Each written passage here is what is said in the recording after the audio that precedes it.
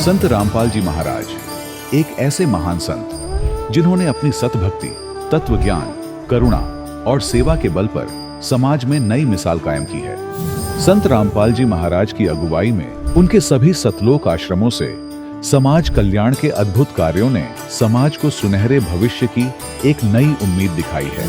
संत रामपाल जी महाराज से नाम दीक्षा लेने के बाद लाखों लोगों की लाइलाज बीमारियां जैसे कैंसर, एड्स आदि ठीक हुई। संत जी के ज्ञान से प्रेरित होकर उनके अनुयायियों ने लाखों यूनिट रक्तदान किया। संत जी ने लाखों बहन बेटियों का दहेज मुक्त विवाह करवाया।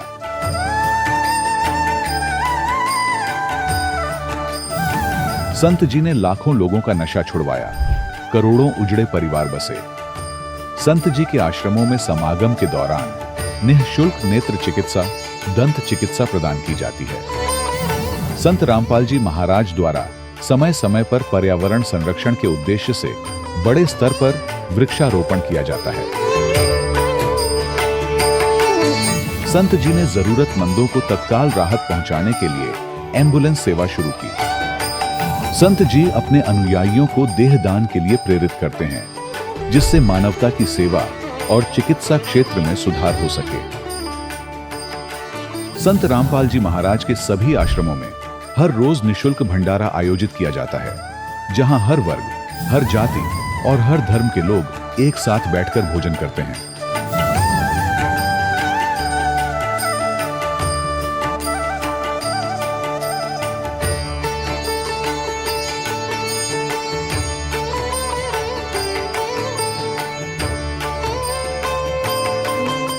संत रामपाल जी महाराज की अन्नपूर्णा मुहिम ने गरीब और बेसहारा लोगों के जीवन में एक नई ऊर्जा और उम्मीद को जन्म दिया है।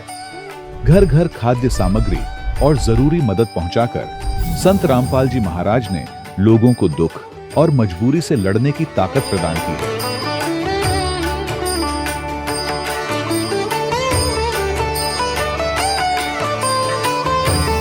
संत रामपाल जी महाराज द्वारा गरीब लोगों के लिए घर बनवाने का अद्भुत कार्य एक ऐसी मिसाल कायम कर रहा है जो सदियों सदियों संत जी की उदारता और दया भावना के तौर पर जाना जाएगा।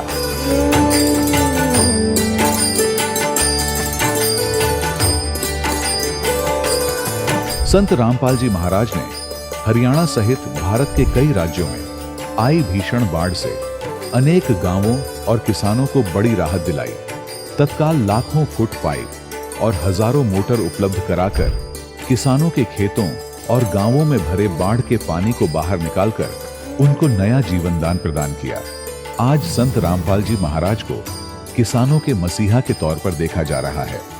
जगह जगह उनके लिए सम्मान समारोह आयोजित हो रहे हैं। संत रामपाल जी महाराज के आश्रम में हजारों बुजुर्गों को सम्मान और प्यार के साथ जीवन जीने का अवसर मिलता है। उनके खाने, रहने और स्वास्थ्य की पूरी जिम्मेदारी संत रामपाल जी महाराज उठाते हैं। अनाथ बच्चों के लिए संत रामपाल जी महाराज के सभी आश्रम किसी वरदान से कम नहीं। यहाँ उन्हें शिक्षा, संस्कार और भविष्य के लिए बेहतर अवसर प्रदान किए जाते हैं। चाहे बाढ़ हो, भूकंप या महामारी, संत रामपाल जी महाराज और उनके अनुयायी हमेशा ही जरूरतमंदों के लिए सबसे आगे खड़े रहते हैं। कोविड महामारी के दौरान संत रामपाल जी महाराज के आश्रमों से करोड़ों लोगों के लिए भोजन, दवाइयां और जीवन रक्षक सामग्रियां उपलब्ध कराई गई। चाहे गरीब की मदद हो या किसी शोषित और पीड़ित वर्ग के हक और सम्मान की लड़ाई, संत रामपाल जी महाराज ने हमेशा ही उनकी दबी आवाज को सरकारों तक पहुंचाया है और उन्हें उचित न्याय दिलवाने में अहम भूमिका अदा की है। समाज में आध्यात्मिक और सामाजिक मूल्यों के प्रति जागरूकता लाने में संत रामपाल जी महाराज हर कदम पर मानवता के सच्चे सेवक साबित हुए हैं। संत रामपाल जी महाराज का जीवन हमें सिखाता है कि सच्ची सेवा वही है जो निस्वार्थ भाव से की जाए। आइए हम भी इस महान सेवा के कार्य में इस महान संत से जुड़ें और संत रामपाल जी महाराज से नाम दीक्षा लेकर अपने जीवन को धन्य बनाएं।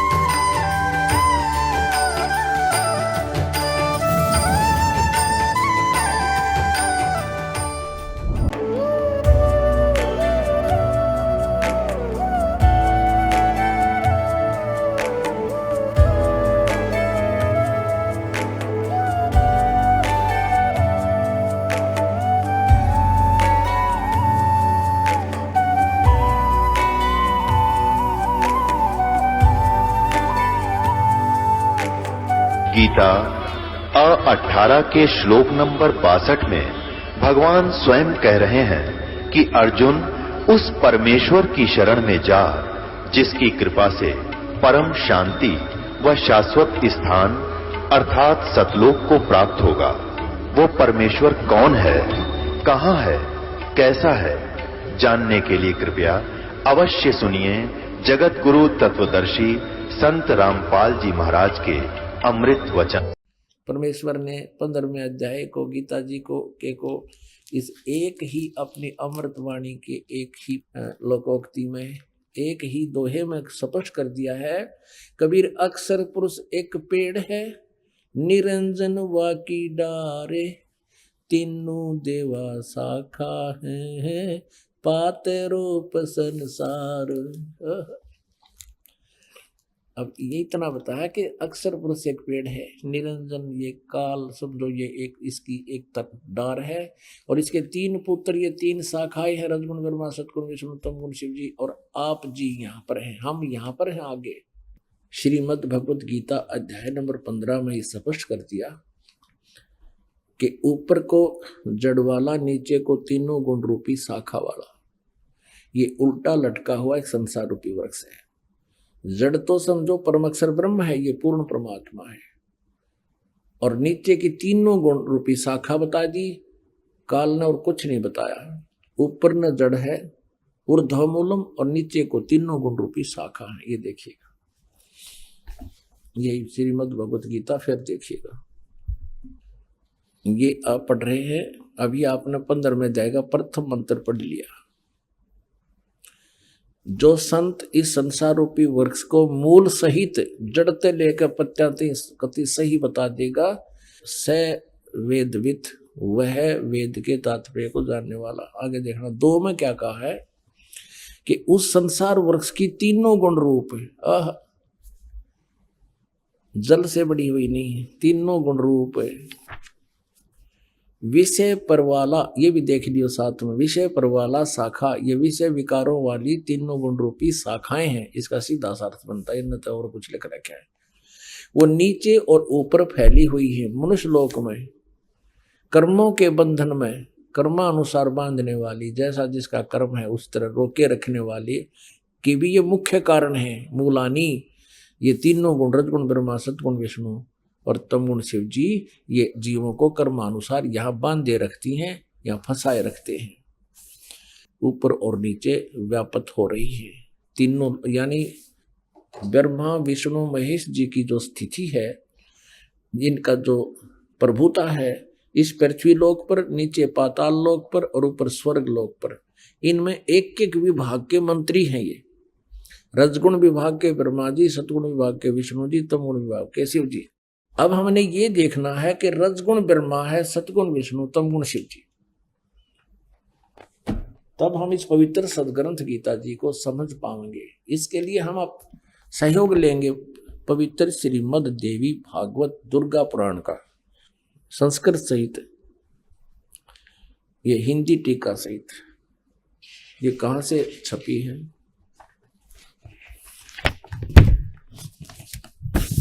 अथ देवी भागवतम सभाष्टीकम सहमात्यम, खेमरा श्रीकर संदास प्रकाशन, बंबई से। हम आते हैं तीसरे स्कंद में।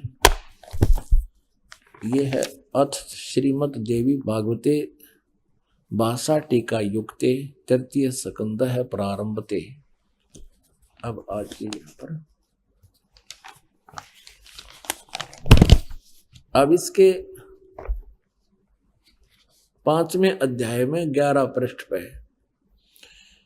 तृतीय स्कंद अध्याय 5 के और 8वें मंत्र को पढ़ेंगे। 7वां यहाँ समाप्त हुआ, 8वां है ये स्टार्ट हुआ। भगवान शंकर कहते हैं, हे माते दुर्गा को, यदि हमारे ऊपर सदा आप दया युक्त हो तो हमको तमोगुण में, शंकर जी करे मुझे तमोगुण क्यों बना दिया, किस प्रकार प्रदान किया, ब्रह्मा रजोगुण और हरि सतगुण युक्त क्यों किए हैं।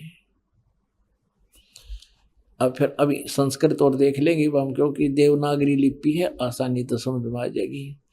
यहाँ 7वां श्लोक समाप्त हुआ, 8वां प्रारंभ हुआ। यदि दया धर्मना न सदाम्बिके, यदि आप हमारे ऊपर दया युक्त हो तो हे अंबिके, हे माता, कथम अहम विहित है, मैं क्यों उत्पन्न कर दिया, मैं क्यों बना दिया, क्यों उत्पन्न कर दिया तमोगुण, मैं तमोगुण क्यों उत्पन्न कर दिया। और कमल से उत्पन्न होने वाले ब्रह्मा जी को रजोगुण संभव आपने रजोगुण क्यों बना दिया, क्यों उत्पन्न संभव उत्पन्न करना। और सुविहित के मुँह सतोगुण हरि और विष्णु जी को आपने सतोगुण क्यों बना दिया। इति सिद्धम रजगुण ब्रह्मा सतगुण विष्णु तम गुण शिव जी। फिर देखिएगा शिव पुराण गीता प्रेस गोरखपुर से प्रकाशित है। इसके 110 पृष्ठ पर आपको दिखाते हैं। इसके संपादक हनुमान प्रसाद पोदार ओनली। इसमें स्पष्ट किया है कि ब्रह्मा विष्णु महेश में गुण है। ये है पृष्ठ 110 संक्षिप्त शिव पुराण 9वां अध्याय रुद्र संहिता 9वां अध्याय। इस प्रकार ब्रह्मा विष्णु तथा रुद्र इन तीन देवताओं में गुण है। रजगुण ब्रह्मा है, सतगुण विष्णु, तमगुण शिव जी।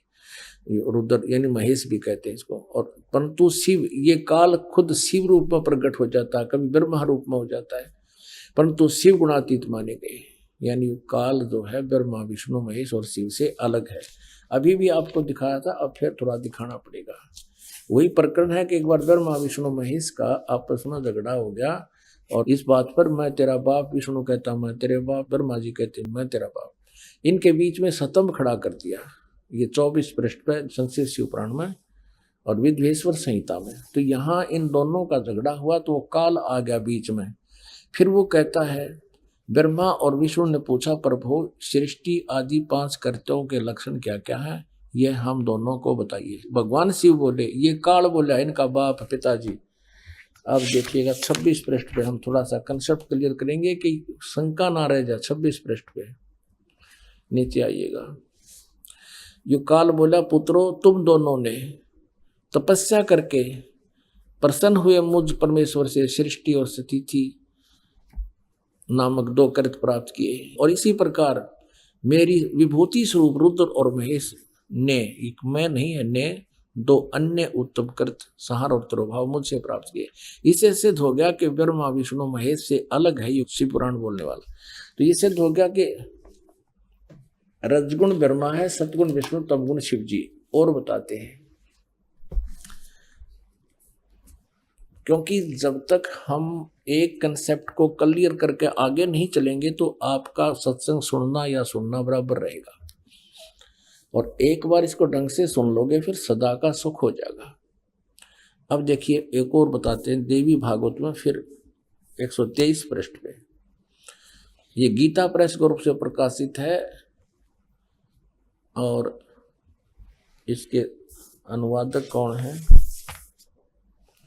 हनुमान प्रसाद पोदार चिमनलाल गोस्वामी। ये गीता प्रेस गोरखपुर से प्रकाशित है।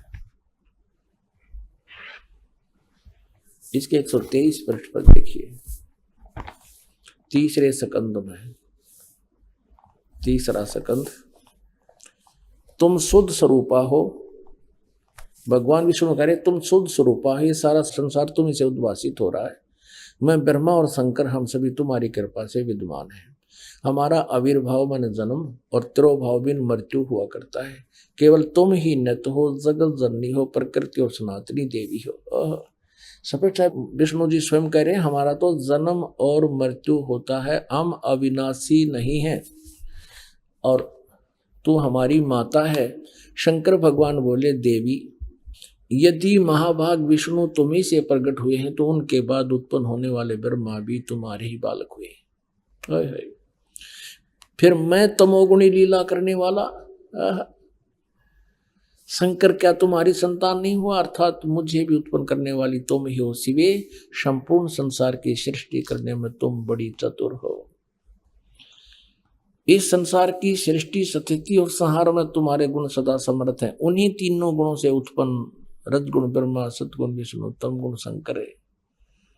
नियमानुसार कार्य में तत्पर रहते हैं। इन तीनों गुणों से उत्पन्न अपनात्माओं, इस पवित्र पुराण के इन चंद पंक्तियों ने इस पवित्र देवी पुराण की चंद पंक्तियों ने ये 4 कंसेप्ट क्लियर कर दिए। एक तो ब्रह्मा विष्णु महेश नासवान हैं, ये अजर व अमर नहीं है। दूसरा ये कर दिया कि दुर्गा इनकी माता है। तीसरा ये कर दिया कि ये रजगुण ब्रह्मा, सतगुण विष्णु, तमगुण शिव जी। और चौथा ये कर दिया कि केवल जैसा जिसका कर्म है उतना ही दे सकते, ये कोई परिवर्तन नहीं कर सकते। अब हमने इसको समझने के लिए गीता जी को सबसे पहले ये कंसेप्ट क्लियर होना चाहिए कि रजगुण ब्रह्मा है, सतगुण विष्णु, तमगुण शिव जी। तब ये, क्योंकि गीता जी चारों वेदों के संक्षिप्त वर्णन है इसमें और कोड वर्डों में है। इसको तत्वदर्शी संत बताओगा, ये गीता ज्ञानदाता स्वयं कह चुका है। अब देखिएगा मार्कंडेय पुराण में, मार्कंडेय पुराण सचित्र मोटा टाइप, गीता प्रेस गोरखपुर से प्रकाशित है। इसके 123 पृष्ठ पर देखिएगा। इस प्रकार स्वयंभू परमात्मा की 3 अवस्थाएं हैं। रजगुण प्रधान ब्रह्मा, तमोगुण प्रधान रुद्र, सत्व प्रधान विश्वपालक विष्णु है। और यही 3 देवता हैं और यही 3 गुण हैं। रजगुण ब्रह्मा, सतगुण विष्णु, तमगुण शिव जी, ये तीनों गुण भी कहलाते हैं इति सिद्धम। पुण्यात्मा, अब हम श्रीमद् देवी भागवत को बहुत आसानी से समझेंगे। देखिएगा, ये श्रीमद् देवी भागवत जयदयाल गोविंद का इसके अनुवादक हैं, गीता प्रेस गोरखपुर से प्रकाशित है। ये 15वें अध्याय का हम 15वें अध्याय का प्रथम मंत्र हमने पढ़ लिया। और दूसरा ये है कि इस संसार की तीनों गुण रूप रजगुण ब्रह्मा, सतगुण विष्णु, तमगुण शिव जी रूप, ये शाखाएं हैं।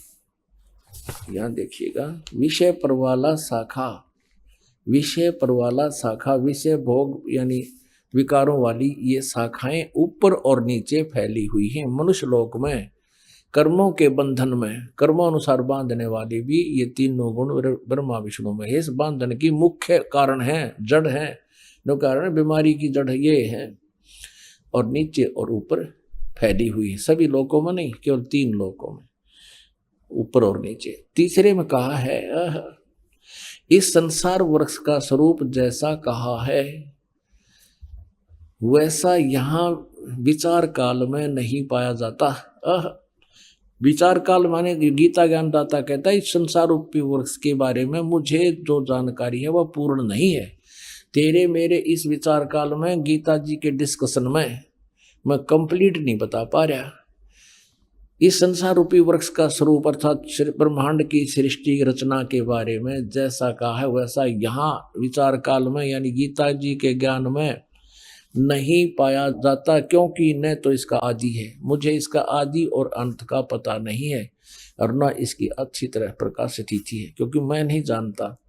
इसलिए इस सुविरुद्ध मूलम अहमता ममता वासना नहीं, अति दृढ़ मूल वाले यानी अविनाशी परमात्मा रूपी तो जड़ है, वो तो अविनाशी है, कभी नाश में आता नहीं। वो दृढ़ मूल माने अविनाशी परमात्मा रूपी मूल वाले संसार रूपी पीपल के वृक्ष को दृढ़ेन माने दृढ़, असंग शस्त्रेण इन वैराग रूप शस्त्र द्वारा काट कर नहीं, तत्व ज्ञान रूपी शस्त्र द्वारा काट कर यानी तत्व ज्ञान से अच्छी तरह समझकर उसके पश्चात ये चौथा श्लोक में स्पष्ट कर दिया। उसके पश्चात उस परम पद रूप परमेश्वर को भली भांति खोजना चाहिए, जिसमें गए हुए पुरुष यानी साधक फिर लौटकर संसार में कभी नहीं आते, और जिस परमेश्वर से इस पुरातन संसार वृक्ष की प्रवृत्ति विस्तार को प्राप्त हुई है, जिसने सारे ब्रह्मांडों की रचना की है जिस भगवान ने, और उसी आदि पुरुष नारायण के मैं शरण हूं, इस प्रकार दृढ़ निश्चय करके उसी परमेश्वर का मनन और निधि ध्यान करना चाहिए। यानी पद माने पूजा कर, गीता ज्ञानदाता कहता उसी की पूजा करनी चाहिए, जहां जाने के बाद फिर लौटकर संसार में कभी नहीं आते। अपने आत्माओं प्रसंग चला था कि सतयुग के ब्राह्मणों ने कह का भी नहीं बेरा, और ये कलयुग के बताए रखे हैं, आपने पढ़ लिया बार बार, कहता शोभा ना देता। और सतयुग के ब्राह्मणों की ये स्थिति है कि वो दुर्गा की पूजा करते थे, वेद के पूर्ण विद्वान माने जाते थे।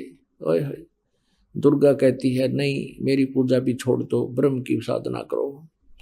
उसका ओम नाम है, ब्रह्मलोक में रहता है, वहां चले जाओगे।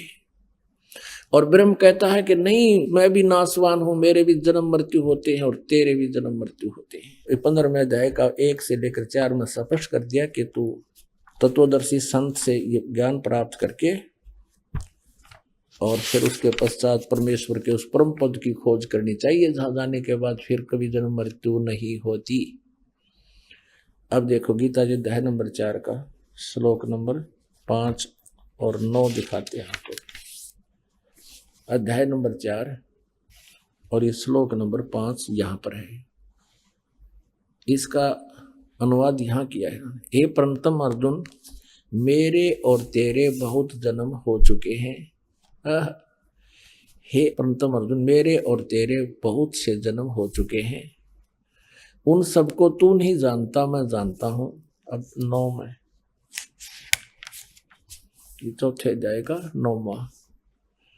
हे अर्जुन, मेरे जन्म और कर्म दिव्य अर्थात अलौकिक हैं। अध्याय नंबर 2 का श्रीमद् भगवद गीता और 12 श्लोक है।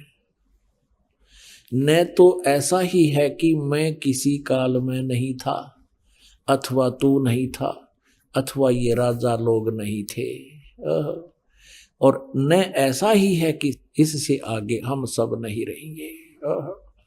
स्पष्ट हो गया। ये गीता ज्ञानदाता कहता है कि हम पहले भी थे, ना सोचा पहले ना थे, आगे ना होंगे, आगे भी होंगे, जन्म मृत्यु तुम्हारे होते रहेंगे। अब 17वें श्लोक में दूसरे अध्याय का 17वां श्लोक देखिएगा।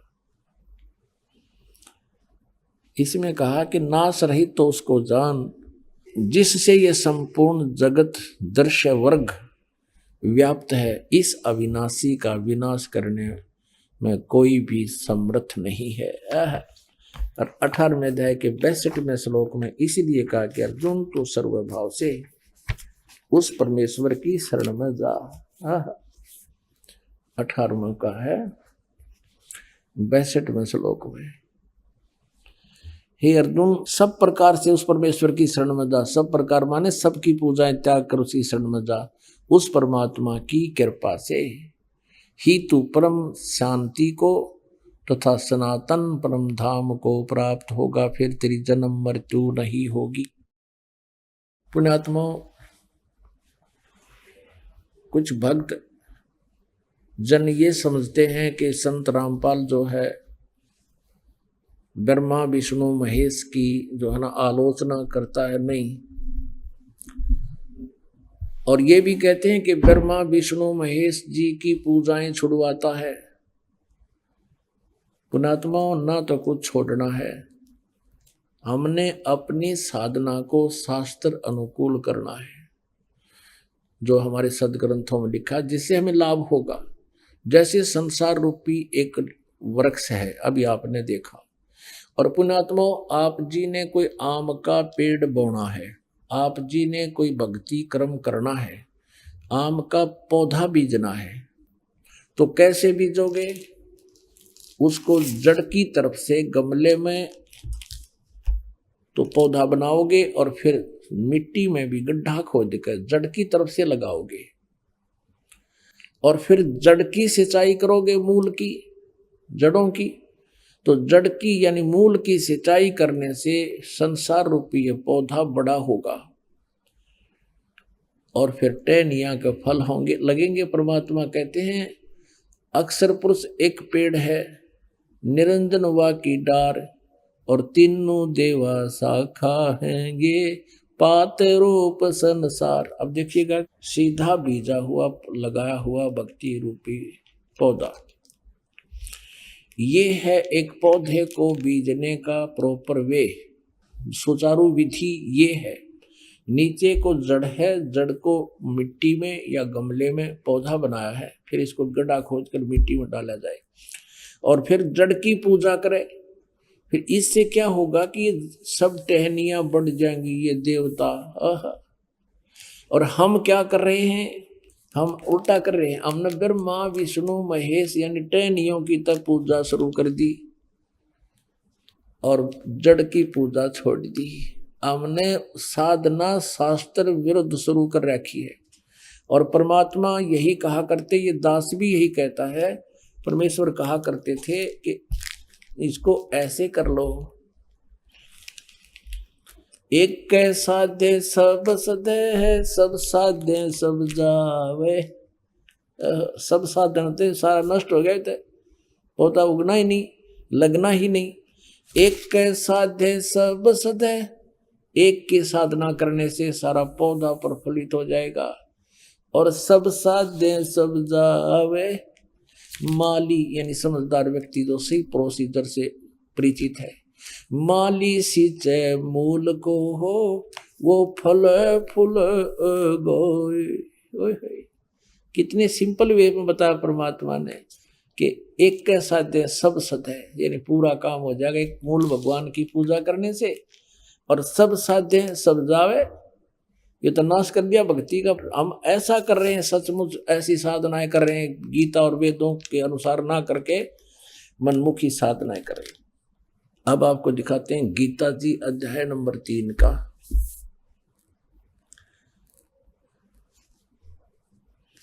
ये श्रीमद् भगवत गीता देखिएगा। श्रीमद् भगवत गीता जयदयाल गोविंद का इसके अनुवादक है। और यहां देखना मंत्र नंबर 10 से हम लेंगे अध्याय नंबर 3 का।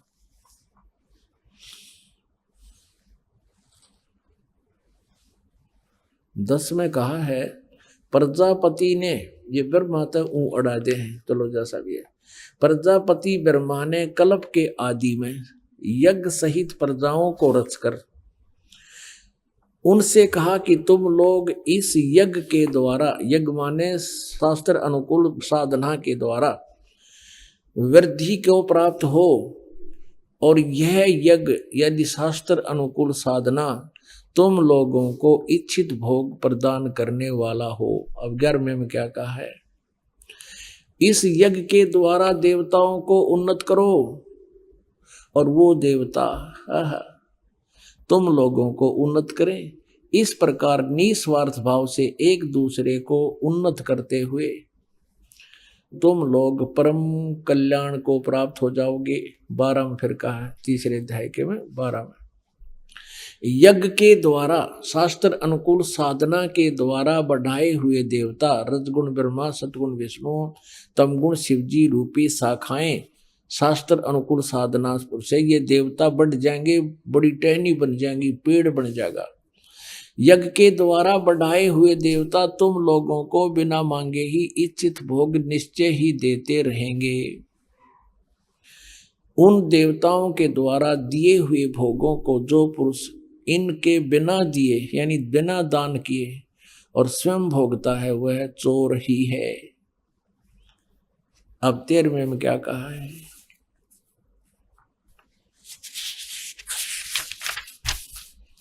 यज्ञ से बचे हुए अन्न को खाने वाले श्रेष्ठ पुरुष सब पापों से मुक्त हो जाते हैं। जो पापी लोग हैं अपना शरीर पोषण करने के लिए ही अन्न पकाते हैं, वे तो पाप को ही खाते हैं।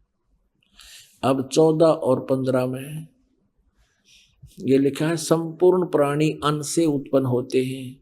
अन्न की उत्पत्ति वृष्टि से यानी वर्षा से होती है, वृष्टि यज्ञ से होती है और यज्ञ विहित कर्मों से उत्पन्न होने वाले हैं। विहित कर्म माने शास्त्र अनुकूल साधना से यज्ञ सही होती है। और कर्म समुदाय को, कर्म को तू ब्रह्मो उद्भवम, यहाँ इन्होंने डंगा कर दिया, लिख दिया वेद से उत्पन्न नहीं, ब्रह्म से उत्पन्न। काल के लोक में आए तो हमारा ये कर्म लगे, हमने कर्म करके ही मिलेगा, वैसे यहाँ कुछ नहीं मिल सकता। तो ब्रह्म के यहाँ ब्रह्म के से ये कर्म लगे और ब्रह्म की उत्पत्ति, ब्रह्म माने काल की, ज्योति निरंजन की, ब्रह्म माने वेद गलत लिख दिया, ज्योति निरंजन काल यानी ब्रह्म को अविनाशी परमात्मा से यानी परम अक्षर ब्रह्म से उत्पन्न हुआ जाने, उससे उत्पन्न हुआ काल ब्रह्म। इससे सिद्ध होता है कि सर्वगतम ब्रह्म, सर्वव्यापी परम अक्षर परमात्मा ही सदा यज्ञों में प्रतिष्ठित है। सभी धार्मिक अनुष्ठानों में, शास्त्र अनुकूल साधना में परम अक्षर ब्रह्म, परम अक्षर परमात्मा या परम अक्षर ब्रह्म, सर्वगतम ब्रह्म ही प्रतिष्ठित है। उसी को इष्ट मान के पूजा करनी चाहिए, उसी को, उस संसार रूपी पौधे के मूल को पूजना चाहिए, फिर वो सबको लाभ होता है। अब दिखाते हैं। अभी आपने क्या पढ़ा? गीता जी अध्याय नंबर 3 के और श्लोक नंबर 10 में कहा है कि प्रारंभ में, कल्प के आदि में प्रजापति ब्रह्मा ने कहा था कि तुम लोग धार्मिक शास्त्र अनुकूल साधना करो और उससे तुम्हें ये इच्छित भोग देगा। और फिर 11 में कहा कि इस ज्ञान के द्वारा देवताओं को उन्नत करो और वे देवता तुम लोगों को उन्नत करें, एक दूसरे को उन्नत करके ऐसे तुम परम कल्याण को प्राप्त हो। अब 12 में लिखा है कि यज्ञ के द्वारा बढ़ाए हुए देवता तुम लोगों को बिना मांगे इच्छित भोग देते रहेंगे, और फिर उनसे मिला हुआ जो कुछ है और तुम उसमें से दान नहीं करते तो फिर तुम चोर हो। पुण्यात्माओं, क्या स्पष्ट हो गया कि इन यज्ञ से बढ़े हुए देवता रजगुण ब्रह्मा, सतगुण विष्णु, तमगुण शिव जी, अक्षर पुरुष एक पेड़ है, निरंजन वाकी डारे, तीनों देवा शाखा हैं, ये पात रूप संसार। अब शास्त्र अनुकूल साधना से भक्ति रूपी पौधे को हम सुचारू ढंग से बीज कर, यानी जड़ की पूजा शुरू करेंगे, पूर्ण परमात्मा को इष्ट मानकर उसकी पूजा शुरू करेंगे, और उधर से पूरी टहनियों और तने की भी हिफाजत रखेंगे, तो फिर ये एक दिन पेड़ बन जाएगा, आम का पौधा।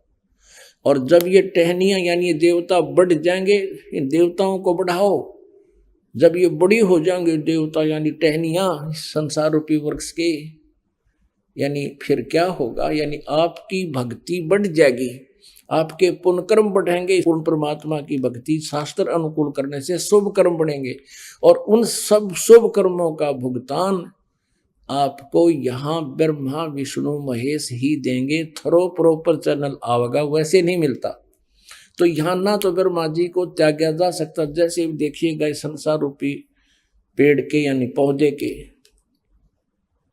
फिर देखिए इसको, अपनात्मा हम पूजा तो करेंगे इष्ट रूप में पूर्ण परमात्मा की। अभी आपने गीता जी अध्याय नंबर 3 के 14-15 में पढ़ा कि वो सर्वगतम ब्रह्म, परम अक्षर ब्रह्म ही सभी यज्ञों में प्रतिष्ठित है, उसको ही इष्ट रूप में पूजना पड़ेगा। उसके बाद शुभ संस्कार बनेंगे, और वो शुभ संस्कार फिर ब्रह्मा विष्णु महेश के पास आएंगे।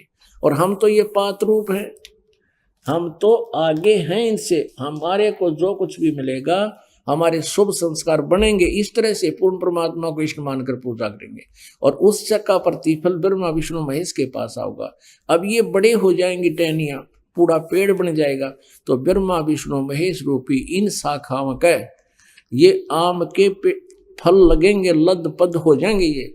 और इस सुचारू साधना करने से ये टहनियां बिना मांगे फल दिया करेगी, यानी शास्त्र अनुकूल साधना परम परमात्मा परम अक्षर ब्रह्म कबीर जी की इष्ट रूप में मानकर उसकी पूजा प्रारंभ करेंगे, तो ब्रह्मा विष्णु महेश तीनों देवता रूपी शाखा हमें बिना मांगे फल देंगे, अपने आप देंगे। अब कोई यूं कहे कि भाई संसार रूपी वृक्ष ये पौधा ला लिया और जड़ ने पूजा, क्या इन टहनियों को काट फेंकेंगे? फिर क्या यूज इसका? तो ब्रह्मा विष्णु महेश हमारे अभिन्न अंग हैं, लेकिन हम गलत साधना करने से सब यूजलेस कर दिया। ऐसे करने से ब्रह्मा विष्णु महेश की पूजा करने लगे, परम अक्षर ब्रह्म यानी मूल को छोड़ दिया, हमने अपनी भक्ति का नाश कर लिया। शास्त्र विदिता कर मनमानी जो पूजा करते हैं, आचरण करते हैं, गीता जी अध्याय नंबर 16 के श्लोक नंबर 23 में कहा है, उनको कोई यूज नहीं, ना उनको सुख है, ना उनकी गति होती है, ना उनका कोई सिद्धि प्राप्त होती है, यूजलेस।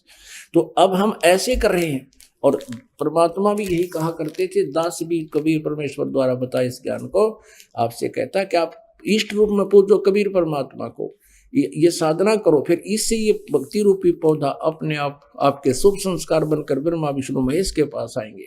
ये बिना मांगे देंगे, आपको लद पद हो जाएंगे, यानी इतना आपको ये धन देंगे जो आपके संस्कार में सत साधना से होगा। अब फिर देखिए एक बार श्रीमद् देवी भागवत, जैसा कि आपको फिर सुनाता हूं। अब गीता अध्याय नंबर 3 का फिर देखिए, ये आसानी से समझ में आएगा। मुझदास का उद्देश्य है कि आपको ईसा रंग दो इन सदग्रंथों से, क्योंकि आज हम कंप्यूटर से ही बना लिया मानव ने, और ये सदग्रंथ बहुत आसानी से समझने पड़ेंगे, समझ में आ जाएंगे। ये श्रीमद् भगवद गीता अध्याय नंबर 3 का श्लोक नंबर 10 फिर पढ़ दिए। प्रजापति ब्रह्मा ने कल्प की आदि में यज्ञ सहित प्रजाओं को रचकर कहा कि तुम लोग इस यज्ञ के द्वारा यानी शास्त्र अनुकूल साधना के द्वारा वृद्धि को प्राप्त हो, तुम्हारी उन्नति ऐसे होगी आध्यात्मिक, और यह यज्ञ तुम लोगों को इच्छित भोग प्रदान करने वाला हो। 11 में कहा है इस यज्ञ के द्वारा देवताओं को उन्नत करो, यानी शास्त्र अनुकूल साधना करो। इन देवताओं ब्रह्मा विष्णु महेश के पास तुम्हारे शुभ संस्कार जाएंगे, फिर यही देंगे तुम्हें। वे देवता तुम लोगों को उन्नत करें। इस प्रकार निस्वार्थ भाव से एक दूसरे को उन्नत करते हुए तुम लोग परम कल्याण को प्राप्त हो जाओ। 12 में कहा फिर यज्ञ के द्वारा बढ़ाए हुए देवता यानी शास्त्र अनुकूल साधना करने से ये पौधे की शाखाएं बढ़ जाएंगी, यानी बहुत बड़े पेड़ बन जाएगा। भक्ति रूपी आपका पौधा पेड़ बन जाएगा, यानी बहुत ज्यादा धन आध्यात्मिक आपकी भक्ति हो जाएगी। फिर यज्ञ के द्वारा बढ़ाए हुए देवता ये तीनों गुण रूपी शाखा बढ़ जाएंगी, बड़ी हो जाएंगी। इनके पास हमारे शुभ संस्कार घने हो जाएंगे, तो ये बिना मांगे ही जैसे टहनियां लदपद हो जाती फलों से, इच्छित भोग निश्चय ही देते रहेंगे। और उनके द्वारा जैसे आप जी को भगवान ने कुछ दे रखा है धन, तो फिर आप दान नहीं करते, उसके बारे में कहा है कि उन देवताओं के द्वारा दिए हुए भोगों को जो पुरुष उनको बिना दिए यानी फिर से सत साधना नहीं करता है, दान नहीं करता है, वह तो चोर है। अब 13 में फिर कहा है यज्ञ से बचे हुए अन्न को खाने वाले, जैसे यहाँ परमात्मा कबीर जी को इष्ट मान कर भोग लगाया जाता है और ये प्रसाद रखा जाता है, पहले परमात्मा का भोग निकालकर आप जी को सत्संग के बाद वितरित किया जाता है। वो यज्ञ से बचा हुआ अन्न परमात्मा से को भोग लगने के बाद बचे हुए अन्न को खाने वाले श्रेष्ठ पुरुष सब पापों से मुक्त हो जाते हैं। और जो पापी लोग शरीर पोषण करने के लिए ही अन्न पकाते हैं वह तो पाप को ही खाते हैं। जो दान धर्म नहीं करते कहते वो तो पाप खाते हैं। अब 14-15 में स्पष्ट कर दिया संपूर्ण प्राणी अन्न से उत्पन्न होते हैं। अन्न की उत्पत्ति वर्षा से वृष्टि से होती है, वृष्टि वर्षा यज्ञ से होती है, और यज्ञ विहित कर्मों से शास्त्र अनुकूल साधनों से ही सफल हुआ करते हैं यज्ञ। और कर्म लगे ब्रह्म से, यह इन्होंने गलत कर दिया, ब्रह्म से उत्पन्न हुए। काल के लोक में आए तो कर्म करने पड़े, सतलोक में तो हमने निष्कर्मीय सिद्धि प्राप्त है, वहां कोई काम नहीं करना पड़ता है। और ब्रह्म यहाँ वेद लिख दिया है, और ब्रह्म की उत्पत्ति हुई अक्षर पुरुष से, अविनाशी परमात्मा से, और वो अविनाशी परमात्मा ही उत्पन्न हुआ जान। और तस्मात् इससे सिद्ध होता है कि सर्वगतम ब्रह्म, वह सर्वव्यापी यानी कुल का मालिक परम अक्षर परमात्मा यानी परम अक्षर ब्रह्म ही सदा ही यज्ञों में प्रतिष्ठित है। वो इष्ट रूप में पूज्य है, इष्ट मान के उसकी साधना सत साधना होगी, शास्त्र अनुकूल होगी, उससे तुम्हें लाभ होगा। पुण्यात्मा ये सदग्रंथ हैं, इनके अंदर बहुत गूढ़ रहस्य और यथार्थ ज्ञान है। ये आज से नहीं, असंख्यों युगों से यही ज्ञान है। और ये सभी अनाड़ी जो ऋषि महर्षि नकली थे, इनको ज्ञान नहीं था, जिस कारण से आज तक हमारी दुर्गति हो रही है। आप करके देख लो ये साधना पुण्यात्माओं, सच्चे हृदय से 1-2 वर्ष करके देखो। लेकिन हम क्या करते हैं कि काल के दूत गणे एक परिवार में से एक नाम ले लेता, 4 विरोध करना शुरू कर देते घर के घर में, और उसके नियम को भंग करवा देते हैं। काल नहीं चाहता कि इनको कोई लाभ हो जाए और परमात्मा की महिमा सबके समझ में आ जाए। और कुछ दिनों के बाद क्या होगा कि यदि आप दृढ़ता से लगे रहे, सीधा कर देगा परमात्मा, घर वालों को भी और औरों को भी, साथ आपका कोई विरोधी नहीं रहेगा, एक दिन ऐसा ज्ञान आ जाएगा। तो ये ऐसे गड़बड़ करा देता है। और इस परमात्मा की साधना से आपको इतना सुख हो जाएगा, आप सोच भी नहीं सकते। भगवान इतना सुख देता है। एक अभी ताजा ही नाम लिया एक भक्त ने, एमपी का, ये थोड़ा सा बताता हूँ उदाहरण। ये भक्त है त्रिलोक दास बैरागी, ग्राम डिमर खेड़ा, जिला कटनी, मध्य प्रदेश का निवासी है। ये भक्त यहीं आया हुआ है आज। और एक बार आगे आ जा, थोड़ा सा दिखाते हैं। इसने क्या बताया है कि मैंने अभी नाम लिया था 2010 में, 27 यानी 1 साल हो गया लगभग इसको, 27/6/2010 में नाम लिया था इसने एक पत्र लिख के दिया है। और ये स्वयं भी आपको अपना बताओगा। आप बीती पुण्यात्माओं, ये सत्कर मान लेना आप। अभी आपने सुने संत रामपाल जी महाराज के मंगल प्रवचन। आइए अब सुनते हैं संत रामपाल जी महाराज से नाम दीक्षा लेकर सतभक्ति करके अद्भुत लाभ प्राप्त करने वाले अनुयायी के विचार। नमस्कार जी। सत साहेब। क्या नाम है जी आपका? मेरा नाम प्रिंसी जोशी है। प्रिंसी जी, आप कहाँ से बिलोंग करते हैं? मैं रामनगर डिस्ट्रिक्ट नैनीताल उत्तराखंड से आई हूँ। संत रामपाल जी महाराज जी से नाम उपदेश आपने कब लिया? मैंने बहुत छोटी ही एज में 28 जून 2014 को संत रामपाल जी महाराज से नाम दीक्षा ली थी। संत रामपाल जी महाराज जी से नाम उपदेश लेने से पहले आप क्या कोई भक्ति साधना भी करते थे? जी, मैं और मेरे जो पेरेंट्स थे वो पहले जितने भी हिंदू धर्म में प्रचलित देवी देवताओं की साधना है वो सभी देवी देवताओं की साधना किया करते थे। मेरी नानी शिव जी को इष्ट मानती थी और वो लोग शिव धाम के पुजारी भी रह चुके थे। और बाकी जितने भी सभी देवी देवताओं की भक्ति प्रचलित है वो सभी हम किया करते थे। प्रिंसी जी, संत रामपाल जी महाराज की शरण में आप कैसे आए? सर 2010 में जब मेरे पापा टीवी चैनल देख रहे थे तो बदलते बदलते साधना चैनल आ गया और उसमें लाइन्स आ रही थी, कौन ब्रह्मा का पिता है, कौन विष्णु की माँ, शंकर का दादा कौन है, हमको दे पता। तो इन लाइन्स को सुन के मेरे पापा को एकदम शौक जैसा लगा कि ऐसा तो हमने कभी सुना ही नहीं है। हम तो ऐसा सुनते हुए आ रहे हैं कि जो ब्रह्मा विष्णु महेश है वो अजरो अमर है, उनके कोई माता पिता नहीं होते। तो उन्होंने इस चीज़ को देख के संत रामपाल जी महाराज का सत्संग सुना और उसके बाद कुछ टाइम तक सत्संग सुनने के बाद जब उन्हें ज्ञान समझ में आ गया उसके बाद उन्होंने संत रामपाल जी महाराज से नाम दीक्षा ली। जब मेरे पापा ने ज्ञान को समझा तो उसके बाद जब पहले मेरी मम्मी और मेरे पापा ने नाम दीक्षा ली उसके कुछ समय बाद उन्होंने मुझे भी संत रामपाल जी महाराज से नाम दीक्षा दिला दी थी। प्रिंसी जी, संत रामपाल जी महाराज जी से नाम उपदेश लेने के बाद आपको क्या लाभ मिले?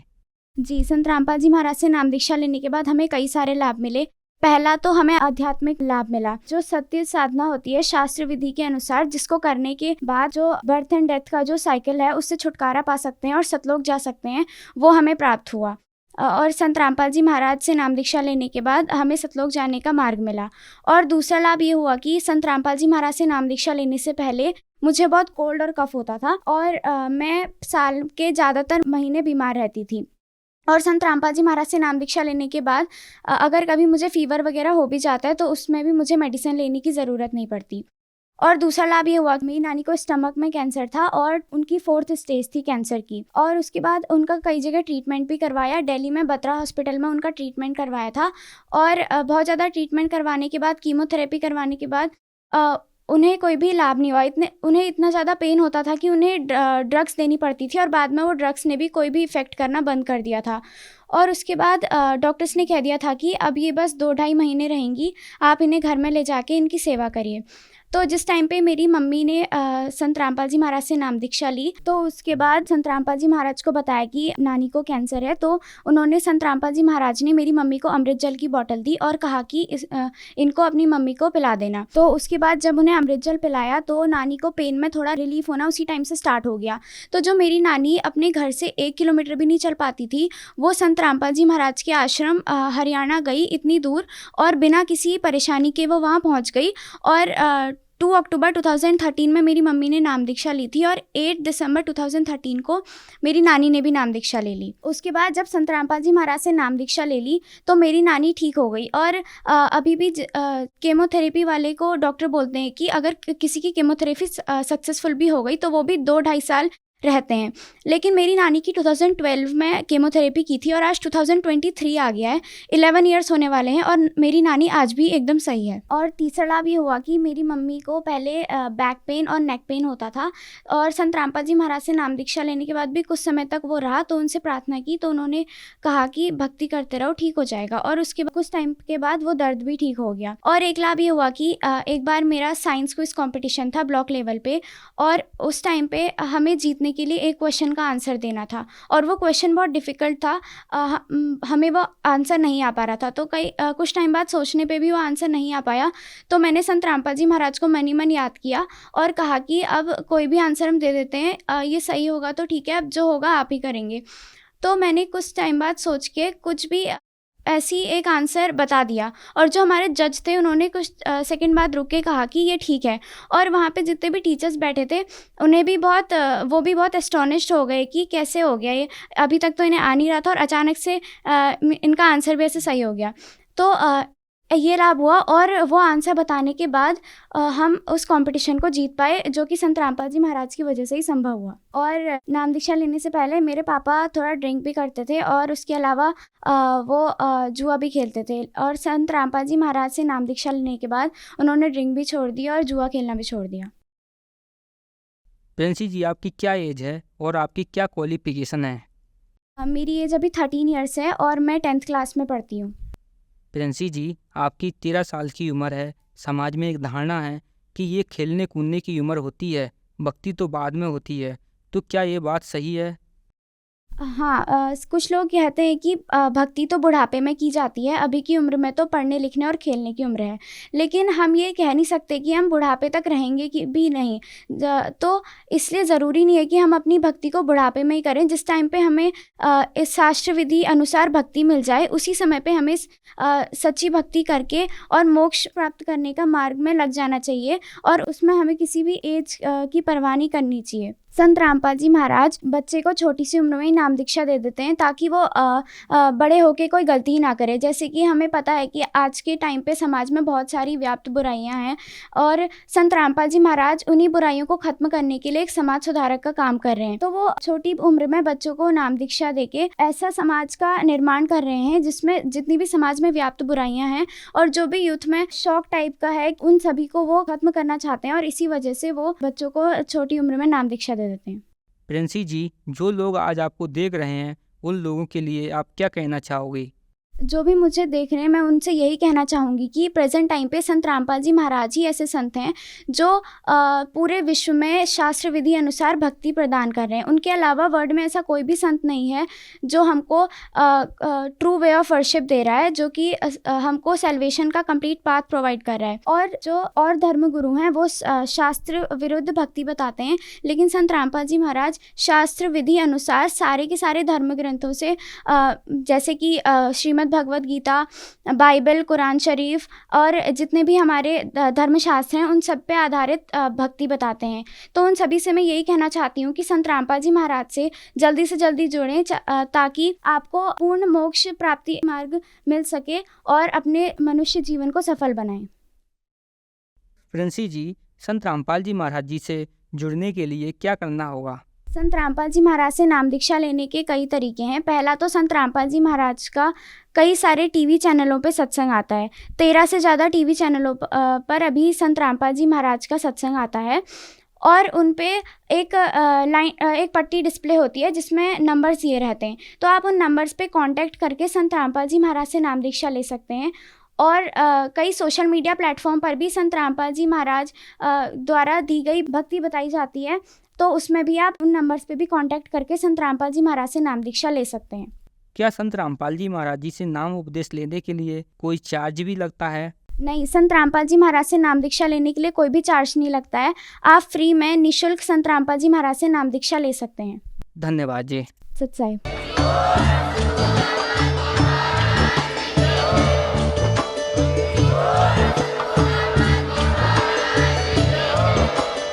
आप सुन रहे थे जगत गुरु तत्वदर्शी संत रामपाल जी महाराज जी के मंगल प्रवचन। अधिक जानकारी के लिए विजिट कीजिए हमारी वेबसाइट www.jagatgururampalji.org। संत रामपाल जी महाराज जी के शुभ आशीर्वाद से पूरे विश्व भर में 500 से भी ज्यादा नाम दीक्षा केंद्र हैं, जिन पर संत रामपाल जी महाराज जी द्वारा ऑनलाइन निशुल्क नाम दीक्षा दी जा रही है। अपने नजदीकी नाम दीक्षा केंद्र का पता करने के लिए संपर्क करें।